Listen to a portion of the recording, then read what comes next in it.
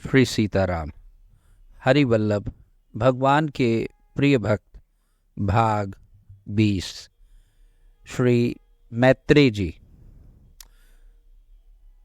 महर्षि मैत्रेय एक पुराण वक्ता ऋषि हैं। वे मित्र के पुत्र होने के कारण मैत्रेय कहलाए। श्रीमद् भागवत में इनके संबंध में इतना ही मिलता है कि महर्षि पराशर के शिष्य और वेदव्यास जी के सुहृद सखा थे। पराशर मुनि ने जो विष्णु पुराण में कहा उसके प्रधान श्रोता महर्षि मैत्रेय जी ही थे। इन्होंने स्वयं कहा है कि त्वत्तो ही वेदाध्ययन मधीत मखिलम गुरो धर्मशास्त्राणि सर्वाणि तथांगानि यथाक्रमम त्वत्प्रसादान मुनिश्रेष्ठ मामन्ये नाकृत श्रमवम वक्षन्ति सर्वशास्त्रेषु प्रायशो ये अपि विद्विषः। ये वक्त विष्णु पुराण के प्रथम स्कंद के प्रथम अध्याय का द्वितीय और तृतीय श्लोक है कि हे गुरुदेव, यह मैत्रेय जी कह रहे हैं कि हे गुरुदेव, मैंने आपसे ही संपूर्ण वेद वेदांग और सकल धर्मशास्त्रों का क्रमशः अध्ययन किया है। हे मुनि श्रेष्ठ, आपकी कृपा से मेरे विपक्षी वे भी मेरे लिए यह नहीं कह सकते कि मैंने संपूर्ण शास्त्रों के अभ्यास में परिश्रम नहीं किया। इसका अर्थ यह है कि विपक्षी भी इनको कहते थे कि इन्होंने खूब परिश्रम किया है। मैत्रेय जी जिस प्रकार से भगवान वेदव्यास के सुहृद और सखा थे, वैसे ही ये पूर्ण ज्ञानी और शास्त्र मर्मज्ञ भी थे। भगवान श्री कृष्ण की इनके ऊपर बहुत कृपा थी। भगवान जब निज लोक को पधारे तो पधारने से पहले इनको अधिकारी समझकर अपना समस्त ज्ञान इनको दिया।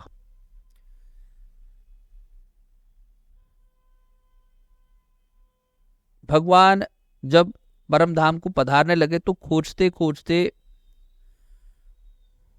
उद्धव जी उनके पास पहुंचे। भगवान जब परम धाम को पधारने लगे तब उन्हें खोजते खोजते उद्धव जी उनके पास पहुंचे। भगवान एक अश्वत्थ वृक्ष के नीचे सरस्वती के तट पर प्रभास क्षेत्र के समीप सुखासीन थे। उद्धव जी ने प्रभु के दर्शन किए। उसी समय महामुनि मैत्रेय जी भी वहां आ पहुंचे। भगवान ने उन्हें ज्ञानोपदेश दिया और आज्ञा की कि इस ज्ञान को आप महात्मा विदुर को भी देना।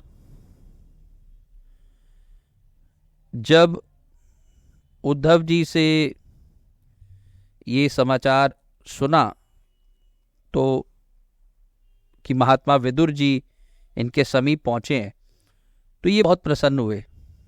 तो भगवान के द्वारा प्रदत्त ज्ञान को इन्होंने विदुर जी को दिया। इसका वर्णन श्रीमद् भागवत के तृतीय स्कंद के चौथे अध्याय से आरंभ हो जाता है कि कौन सा ज्ञान, कैसा ज्ञान इन्होंने विदुर जी को दिया। महामुनि मैत्रेय जी का नाम ऐसा है जिसे समस्त पुराणों के पाठक भली भांति जानते हैं। मैत्रेय जी ज्ञान के भंडार, भगवत लीलाओं के परम रसिक और भगवान के परम कृपा पात्र थे। इनके गुरु महर्षि पराशर जी ने विष्णु पुराण सुनाने के अनंतर अपनी गुरु परंपरा बतलाते हुए इनसे इस प्रकार कहा कि इस पुराण को जिसे तुमने मुझसे सुना है, तुम भी कलयुग के अंत में शिनीक को सुनाओगे। तो इस प्रकार ये चिरंजीवी हैं और अभी भी किसी न किसी रूप में इस धराधाम पर विद्यमान है।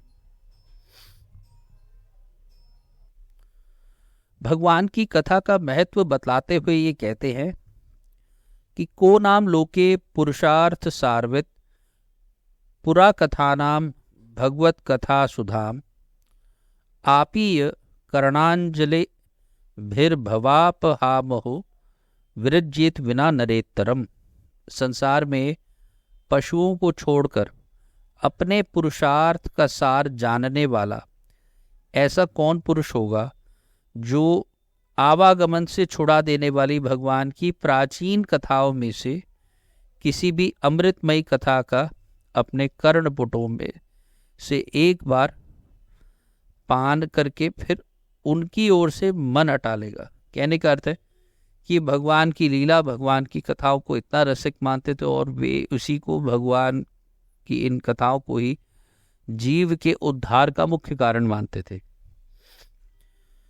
श्री प्रियदास जी मैत्रेय जी तथा चित्रकेतु आदि के संबंध में एक कवित लिखा हुआ है जो कुछ इस प्रकार है कि कौशारव नाम सो बखान कियो नाभजू ने मैत्रेय अभिराम ऋषि जानी लीजे बात में आज्ञा प्रभु दई जाहू विदुर है भक्त मेरो करो उपदेश रूप गुण गात गात में। और भी दो कवित हैं। इसका भावार्थ यह है कि श्री नाभा जी ने कौशारव नाम से जिनका वर्णन किया, यानी कि मैत्रेय जी का दूसरा नाम है कौशारव, परम धाम वे श्रेष्ठ मुनि मैत्रेय जी जब भगवान परम धाम जाने लगे तो भगवान श्री कृष्ण ने उद्धव जी को उपदेश दिया। उसी समय मैत्रेय जी भी वहाँ उपस्थित हो जाते हैं और मैत्रेय जी को भगवान ने आज्ञा दी कि तुम जाओ और मेरे भक्त विदुर को मेरे द्वारा इस कथित ज्ञान को, भक्ति का उपदेश दो, जिससे मेरे रूप और गुण उनके रोम रोम में व्याप्त हो जाएं। मैत्रेय और विदुर जी का संवाद श्रीमद् भागवत के तीसरे स्कंध में वर्णित है। प्रेम की ध्वजा फहराने वाले भक्त चित्रकेतु का चरित्र भी श्रीमद् भागवत में प्रसिद्ध है। शंकर जी का अपमान करने पर चित्रकेतु को दैत्य योनि प्राप्त हुई थी, फिर भी उनकी भक्ति ज्यों की त्यों रही। अक्रूर जी और ध्रुव जी ये श्रेष्ठ भक्तराज हुए और उद्धव सरी के भक्त, भगवान के प्यारे भक्त, इस उनकी कथाएं संसार में सर्वत्र प्रसिद्ध है।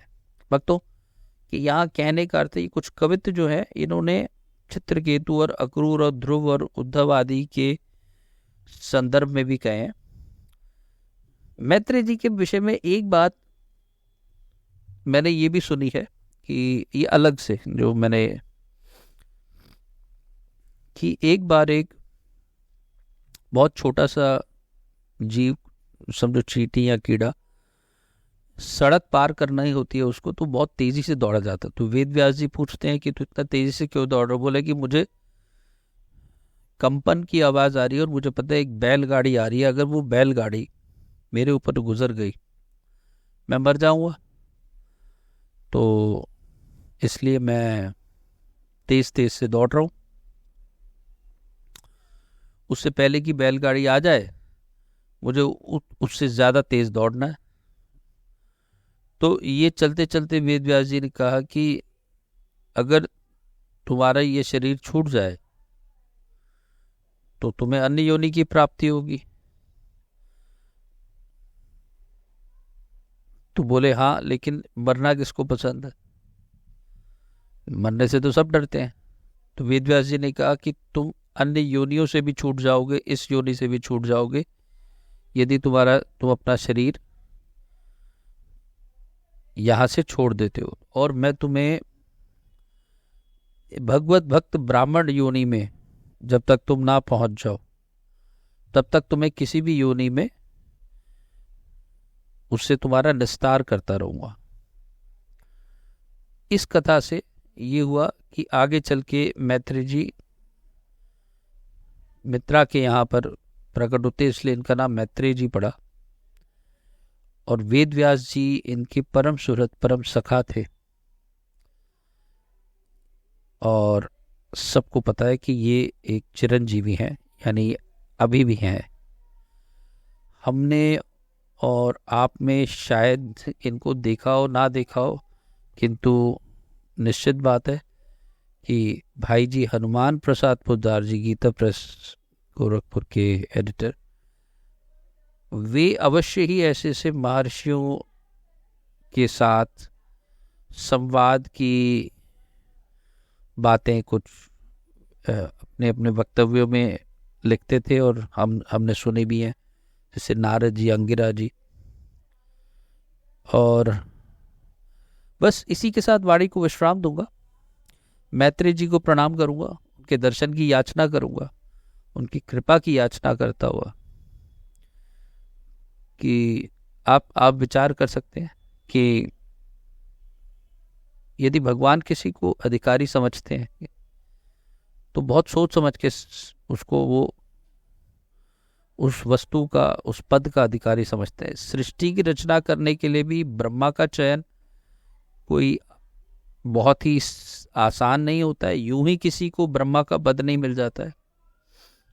और यूं ही भगवान मैत्रेय जी को अपने ज्ञान का अधिकारी नहीं समझते।